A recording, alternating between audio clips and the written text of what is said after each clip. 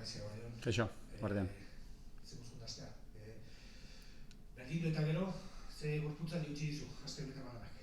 Ondo indogu lan, eta posik nago. Ez taldeak beti oso jarrera ona dauka, astean zehar oso ondo entrenatzen dute, eta alde hortatik denboraldi hasieratik berdin izan da, ez? Oso talde ona daukagu arlo horretan lanerako, eta oso posik nago taldeari. Ibizera zoazte, aurrean oso minduta dagoen talde bat aurkituko duzue. Paco Gemese berak esan zuen, demoraldiko partidurik txarren egitetik datozela, eta mendeko hartu nahi dutela, horrek kezkatzen zetioekin bat. Gu gureari begiratzen diogu, badakigu guk egin behar ditugula gauzak ondo, talde guztiak onak dira, Ibiza ere bai, eta orduan gehiago sinisten dut guk partidu ona egin, ez, behar hori daukagu, eta puntuak eskuratzen ditugun, ez, baina beti ere, hori garrantzia jarrita guk egiten dugun hortan, ez, eta ez arerioak egiten duen hortan, ez. Talde erasokorra, gol asko egiten dituena, baina gol asko jasotzen dituena. Zer nolako partio espero duzu alor horretan, zerti zaila dirudi Ibizaren aurka teutxean mantentzea, bentsat datu hori diote. Bueno, bai, errestasuna daukate gola sartzeko, eta azkenen aldi honetan jaso dituzte batzuk ere bai, eta bueno, partidu zaila espero dugu, etxetik kanpora zoazenean, horrelako zelai batera, baina bueno, orain arte erakutsi dugu kapaz garela, gauzak ondo egiten ditugula, etxetik kanpo ere bai, garaipen garrantzitsuak eskuratu ditugu etxetik kanpo, eta hau beste partidu zail bat, ez besteak bezala. Ez talde oso bola da honean, oso ondo hasi ziren Paco Gemesekin, baina orain bost partidu dara matzate irabazi gabe, 3 berdinketakin, horrelako talde baten aurka jokatzea beti arriskutsuagoa da, emaitza txarretatik datorrenean. Bueno, azken nire ustez mendik aurrera azkenengo asteak dira, ligako azkenengo asteak, eta inoiz ez dakizu ze talde aurkituko duzun. Ez beti espero behar da areriorik onena, eta beti saiatu behar gara Eibarrik onena ikusten. Eta aste honetan inoiz baino gehiago, guk gureari begiratu, eta gauzak ondo egin, partiduko plana ondo prestatu dugu, eta saiatuko gara ia gauzak ondo doazen, ez? Ze azpimarratu zenuke Ibizaren jokotik? Bueno, talde erasokorra da, logikoki, ez? Talde jokalari honekin, bai, eta etxean jokatzen dute, saiatuko dira irabazten, talde horrek beti erasoan jokatzen du, errestasunak izan ditugula sartzeko beti, eta hori kontu zibili horrekin, eta saiatu min egiten, ez? Eurak behar bada edo orain artean onak ez diren izan horretan, ez? Deialdia ja pentsauta akazu, zeintzuk dira daukasun bajak korrea eta ez dakigu, oso ondo, ontxe bukatu dugu dela 5 minutu entrenamentua, eta zalantza batzuk ditugu oraindik, jokalariren bat ikututa dago, eta ez dakigu jokatuko duen, eta oraindik deialdiaren berri ezin dizuet eman. Bestela, taldeak etxetik datorre berdintzetik, ontxe ja egiten dutena bestea bebai oso garrantzitsua da, ez eta zuk ezaela jatzen gaur, arerio bat jokatzen du, hortxe eukiko duzue burua gaur bebai? Justo horretaz egon gara hitz egiten, esan diet serie bat ikusteko, gero arratzaldean, edo liburu bat irakurtzeko. Azkenean besteak egiten dutena horrek ez digu ezer emango, guk egiten duguna. Hori da garrantzitsuena, eta gaur arratsaldean nahi duenak liburu bat irakurri dezala, edo pelikula bat ikusi, baina ez gara fijatu behar besteengan. Guk egiten duguna, da garrantzitsuena, gure partidua, ondo prestatu, eta lasai egon gauden bezala, ondo konpetitzen, eta bihar saiatu Eibarrek irabazten badu, hor jarraituko dugu, hori da garrantzitsuena. Korrearen lesioari buruz zer izango zenuke?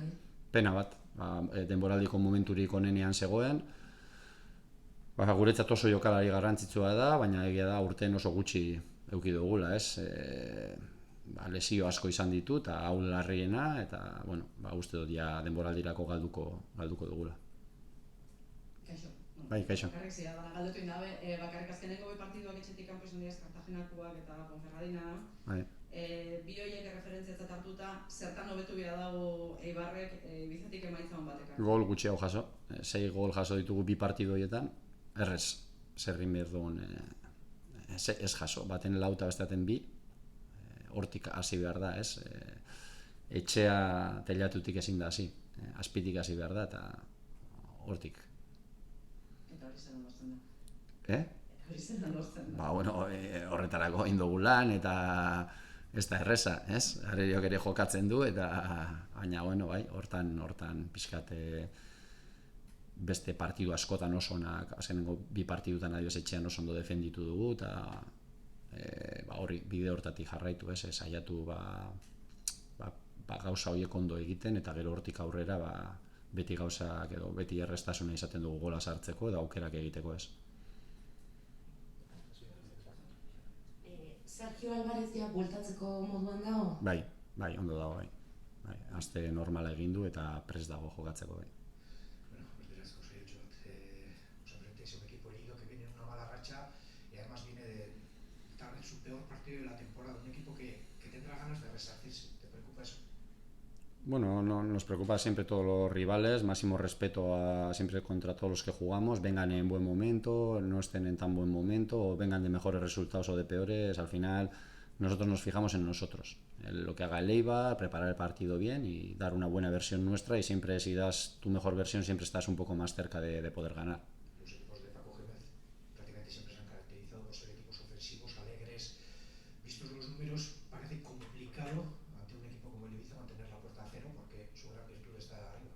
Sí, seguro, será complicado, como es siempre, ¿no? En Cartagena también nos costó, en Ponferrada también y siempre cuando vas fuera de casa el equipo contrario tiene nivel, tiene buenos jugadores y es un buen equipo también y máximo respeto y nosotros, lo que te digo, más pensar en nosotros, en hacer un buen partido, que hemos hecho muchos fuera de casa muy buenos y aquí vamos a necesitar hacer uno también muy bueno para poder sacar algo o ganar allí, ¿no? Te preguntaba, Maya, en los 2 últimos partidos venís de un empate y de una derrota fuera de casa, que hay que mejorar con respecto a esos encuentros.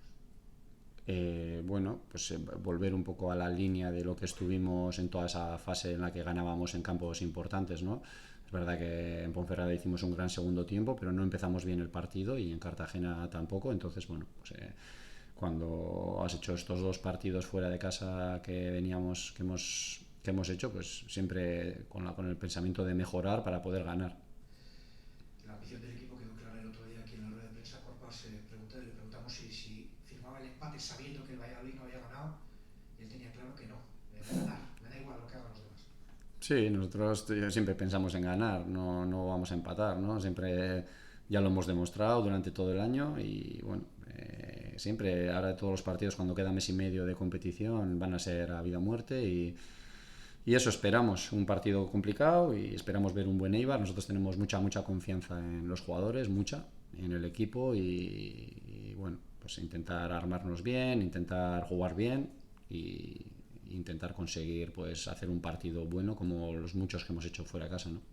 ¿Y por la tarde va a la tele o no? No, porque nos coge de viaje y aparte que yo no me suelo fijar mucho o nada en los rivales, estaré preocupado de mañana, del plan de partido, de hablar con los jugadores, de los vídeos, del Ibiza, ¿no? Creo que es una pérdida de tiempo mirar los partidos de los rivales, una auténtica pérdida de tiempo y así se lo he hecho saber también a los jugadores, ¿no? Mejor que hagan otra cosa. Se estaba hablando de que era una liga de 3, se estaba diciendo muchas cosas, pero hay gente que viene apretando muy fuerte desde atrás, el Girona, por ejemplo. Está claro que aquí, a estas alturas de la temporada, no te puedes dormir. Incluso los empates parece que no valen. Bueno, lo primero es ganar y luego si no puedes ganar, empatar antes que perder, ¿no? Eso siempre es no miramos, vamos los primeros y miramos para adelante. Si miramos para atrás, perdemos velocidad, como en ciclismo, ¿no? Si vas el primero, pues tienes que mirar para adelante y dar pedales lo más rápido que puedas. No vas a andar mirando para atrás porque si no, cada vez los ves más cerca, ¿no? Y bueno, como aquí a la gente le gusta mucho el ciclismo, pues aplicar ese, ¿no? Cuando vas escapado, tienes que mirar para adelante y dar pedales lo más rápido que puedas. Lo que no vas a hacer es mirar para atrás, porque el pelotón si no luego viene más rápido.